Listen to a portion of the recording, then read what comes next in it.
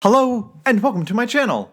My name is Jonathan Cohn, and today I have my book review of the book The Chamber by John Grisham. This is one of his legal thrillers that he's written many over the years. I think he has like 44, 45 books out, and I have read, this is my 12th John Grisham book, and I have loved or enjoyed all of his books. I found entertainment value in all of them. There's some that are better than others, and some of them I consider top-tier literature for me, but I haven't read a bad one yet, and this one is still very excellent.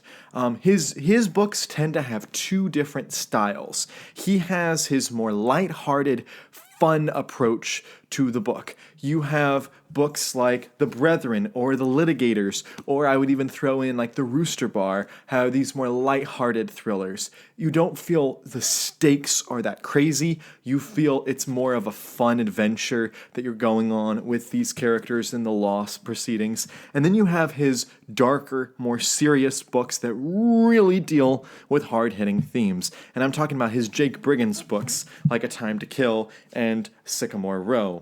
And if this book were to fall into one of those two categories of either being super lighthearted or super heavy, this book is all the way in the direction of super heavy. This is probably the most serious and least lighthearted of all the John Grisham books I've read.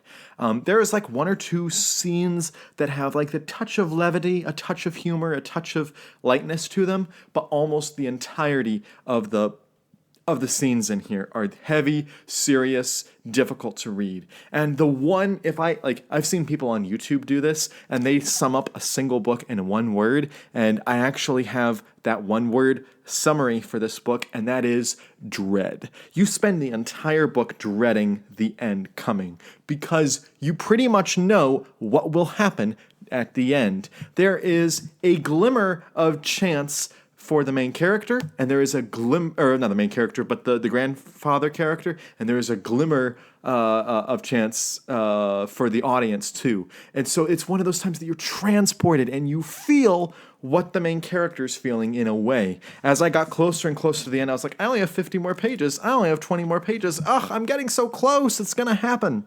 So, what's going to happen? This book is about the death penalty. There is a man named Sam Cahill who is a awful, terrible human being. And I mean, he is terrible. I do not think in his entire writing that I've read that John Grisham has gone out of his way to create a more terrible individual to be part of the group. I mean, this guy is just awful.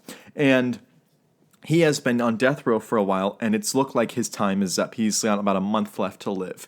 And so he's gone through so many lawyers, and he's fired some of them, and he's angry, he's bitter, he's racist. He's got all these things going on. And there is one lawyer named Adam Hall who still wants to take up his case. And Adam is adamant, I just realized that. Adam is adamant that he work on Sam Cahill's case. Why would this one person care so much? Because Sam Cahill is his grandfather. I know that sounds like a big spoiler. It's revealed very early on in the book and is the crux of the book about Sam representing his grandfather. So that's not really a spoiler.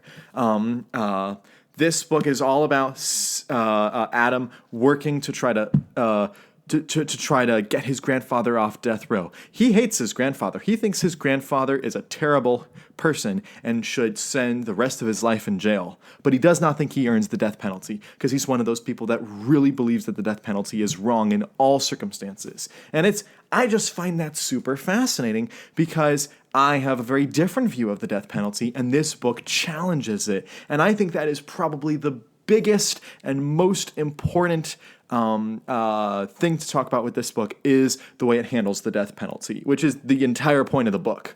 Many authors, when they tackle this, it would feel super one-sided and it would not be balanced. It would either be super pro-death penalty or super anti-death penalty. And most books by authors would fall into the anti-death penalty league just because the way authors usually write and the way that people usually write emotional storylines. But John Grisham does something that's really difficult to pull off. And I mean, it's really difficult to pull this off in literature. To have a book be so anti-death penalty but it still presents the pro-death penalty argument. It is so squarely obvious the themes and what he's presenting as his worldview in this book. And yet you cannot help but understand the other point of view so clearly because of the way that he presents it here. This book doesn't necessarily get into too much of the legal weeds. It's not really about that. It's about the morality, the question about, is the death penalty, is it just? Is it the right form of punishment for certain crimes? And it is a very difficult decision. And even characters in this book who are pro-death penalty stumble a bit and question their stance on it. Even people in this book who are anti-death penalty stumble a bit and ask questions about it. And even in the final pages of the book, you are still left with an inkling of questioning about your view on it.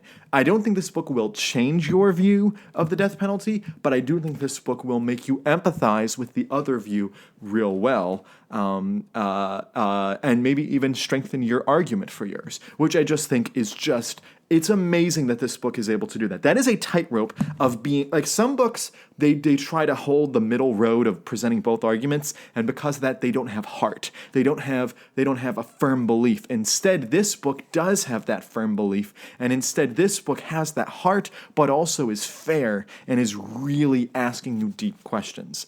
Now, that's the biggest strength of this book. Another strength of the book is I think you'll really relate to some of the characters involved, again, as it pertains to the death penalty. But let's go to some of the criticisms I have. One criticism I have is this book is one of the longest Grisham books I've read. It's like 670 pages.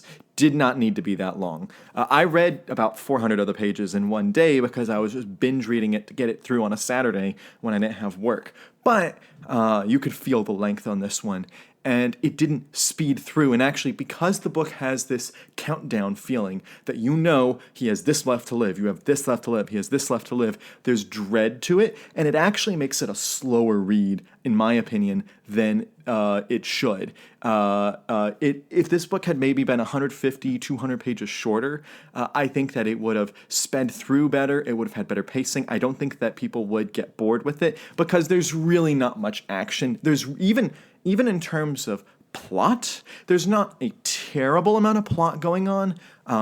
There is some character development, but most of this book is just characters talking about dealing with these issues. And so you're exploring these deeper themes. This is definitely one of the more thematic books in the series. Like even a book like Sycamore Row and A Time to Kill, which are super deep books, still I would say had more character development in them. They had more plot going on. There was more action. There was more breakneck pacing. And these are about the same length as The Chamber, might be even longer, I don't know the word count, but they're about the same length as The Chamber.